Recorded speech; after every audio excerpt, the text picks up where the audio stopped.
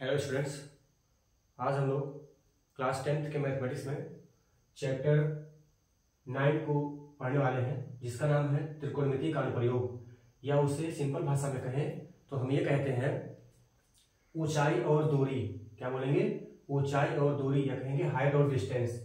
में first question है कि सर्कस का एक कलाकार एक 20 मीटर लंबी डोर पर चढ़ रहा है जो अच्छी तरह से तनी हुई है और भूमि पर सीधे लगे खंभे के शिखर से बंधा हुआ है। यदि भूमि स्तर के साथ डोर द्वारा बनाया गया कोण 30 अंश का हो तो खंभे की ऊंचाई बताइए।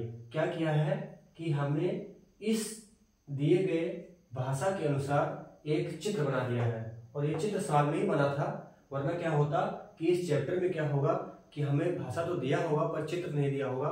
हमें ज्यादा काम चित्र पर ही करना होगा, अर्थात चित्र हमें खुद से ही बनाने होंगे। तो लेकिन क्या है कि इस क्वेश्चन में हमें चित्र दिया ही गया है।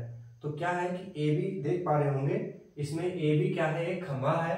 फिर क्या किया गया है कि एक 20 मीटर लंबी डोर है, खंभे के शिखर ए से क्या किया गया है कि डोर को बांध दिया गया और ला करके जमीन से किसी बिंदु सी पर उसको बांध दिया गया है।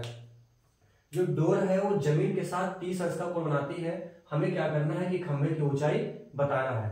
यहाँ अगर हम ध्यान से देखें तो पाएंगे कि क्या बन रहा है, समकोण त्रिभुज बन रहा है। और समकोण त्रिभुज में क्या होता है कि 90 के सामने की भुजा को हम बोलते हैं कर्ण। क्या कहते हैं इसको? कर्ण कहेंगे। और जो कोण दिया होता है उस कोण के सामने की भुजा को बोलते हैं हम लंब। और जो भुजा बचती है, शेष बचती है, उसे हम आधार बोल देते हैं। तो अगर हम इसमें देखें कि हमारे पास में जो डेटा है, आंकड़ा है, वो किसके आधार पर किस बेस पे बने दिया गया है, या किसके रिलेशन में दिया गया है, तो हम पाएंगे कि कर्ण मुझे पता है, और क्या हमें लंब इसका बताना है। तो कर्ण और लंब में हम क्या खोजेंगे? त्रिकोणमिति का अनुपात खोजने का प्रयास करेंगे। तो सोचेंगे, हम जानते हैं कि लंब और कर्ण में जो साइन का त्रिकोणमिति का अनुपात होता है वो साइन आता है। तो सीधे हम चलते हैं इसके सॉल्यूशन पर। क्या समकोण त्रिभुज ए, फिर क्या करेंगे, जहां कोण समकोण बना करेगा उसको बीच में रखना होगा। तो हो जाएगा ए बी सी में हम किस त्रिकोणमिति का फार्मूले का यूज करेंगे? तो साइन के फार्मूले का यूज करेंगे। क्यों? क्योंकि हमारे पास में जो डाटा है वो लंब और कर्ण से संबंधित है। तो यहां से हम बात करते हैं कि साइन थीटा बराबर कितना होता है, लंब बटे कितना, कर्ण। और यहाँ थीटा बराबर कितना दिया गया है, 30 अंश। तो यहां से हम नोट कर लेंगे डाटा को, तो आ जाएगा ये 30 अंश बराबर लंब कितना, तो देख पा रहे होंगे क्या है, ए बी बटे कर्ण कितना, ए सी।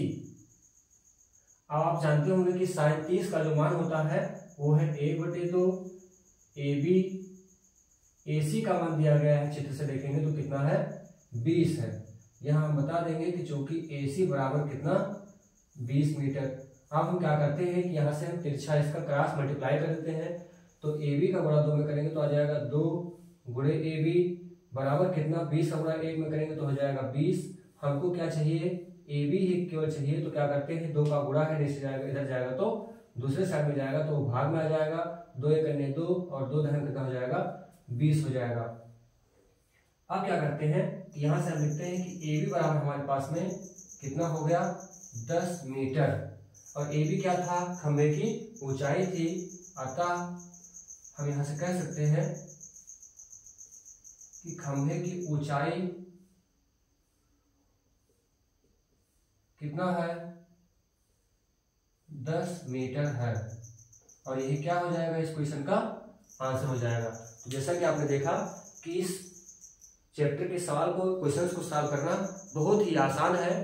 कब? जब क्या हो कि चित्र हमारे पास में मौजूद हो।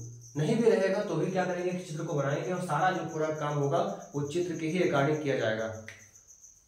Thanks for watching. मिलते हैं नेक्स्ट वीडियो में।